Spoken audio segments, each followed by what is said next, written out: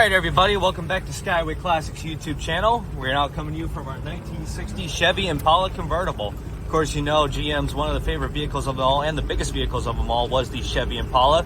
This one we have here featuring a full-on red exterior. As you do see, it does have a white power top, and I will say it again, is a white power top, which we'll show you in just a second. But other than that, coming to you from the sides, having that nice shiny chrome coming down, making it look as fine as can be. Having the old school hubcaps and the white wall tires. Fun fact, one of the scariest things about having hubcaps is you'd always lose them, whether you'd be driving over a bump, whether you made a hard turn, or more importantly, you had somebody who had the same car as you and needed a hubcap just in case. But other than that, it does have the very cool style taillights, does have the twin style antennas, and as we move on to the inside, you can see it has a nice little red combination interior as well, matching with the white, having a nice little bench seat here. Of course, you know bench seats can fit more than just two people in the front.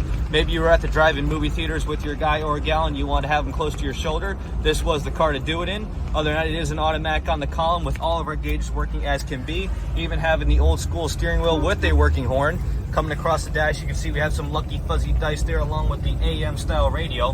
Very nice thing about keeping the old radios in here, shows a true respect for a classic car, unlike most people who want to switch them out for retro sounds or decide to put the newer style in there, which totally molests the car. But other than that, we can also look at the sides here. Got the window cranks for the actual window and the vent windows. Of course, cars didn't have AC back in the day, so that was the best you're going to get. But anyways, we move on to the back. You can also see we have the nice little speaker in the middle of the back seat, which was seen in a lot of GM's vehicles. To sum it up, we are also going to go onto the engine bay featuring a nice little small block 283.